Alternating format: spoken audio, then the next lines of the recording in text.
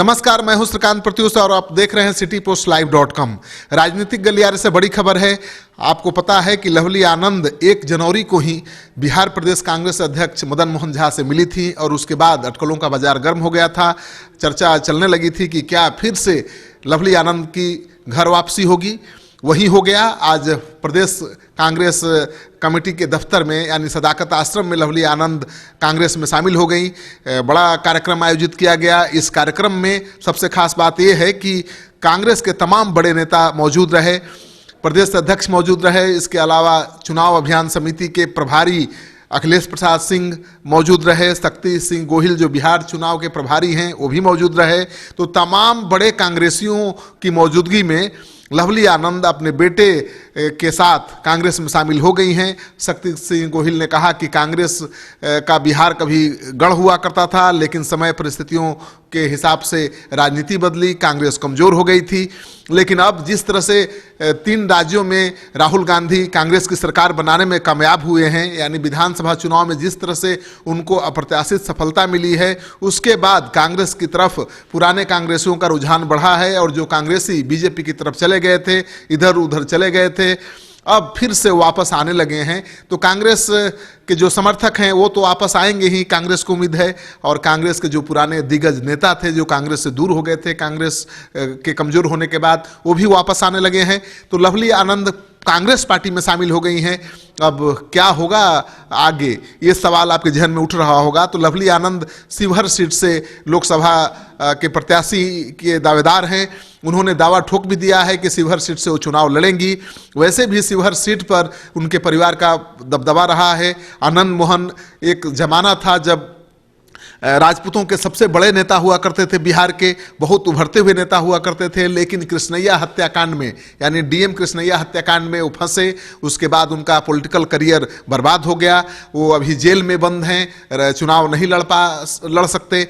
वैसे में उनकी राजनीतिक विरासत को उनकी पत्नी लवली आनंद संभालने संजोने की लगातार कोशिश कर रही हैं, लेकिन बहुत ज़्यादा सफलता उनको अभी तक नहीं मिली है। शिवहर से लोकसभा चुनाव लड़ी, जीत नहीं पाई, मामूली वोटों के अंतर से हार गई। लेकिन इस बार जब माहौल है महागठबंधन के पक्ष में, महागठबंधन में 10 से ज़्यादा दल शामिल हैं और कहा जा रहा है कि महागठबंधन और एनडीए के बीच कांटे का मुकाबला है।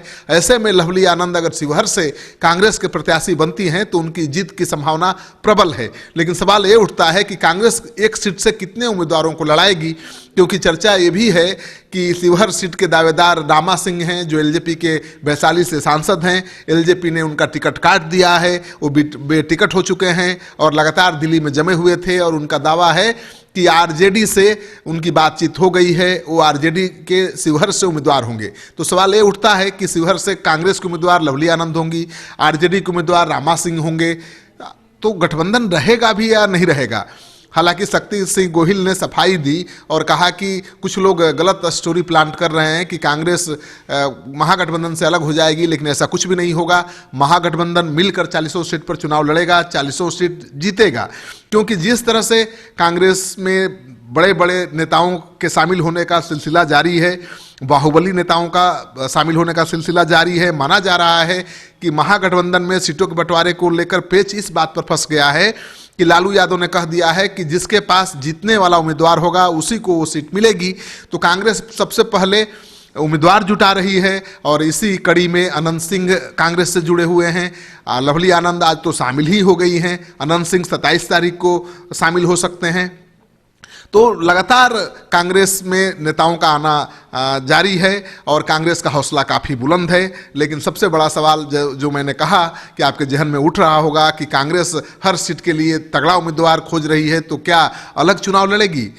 देखिए, जब बात नहीं बनेगी तो उत्तर प्रदेश की तरह बिहार में भी कांग्रेस अलग चुनाव लड़ सकती है। लेकिन कांग्रेस अभी अकेले बिहार में अपने बलबूते चुनाव लड़ने की स्थिति में नहीं है।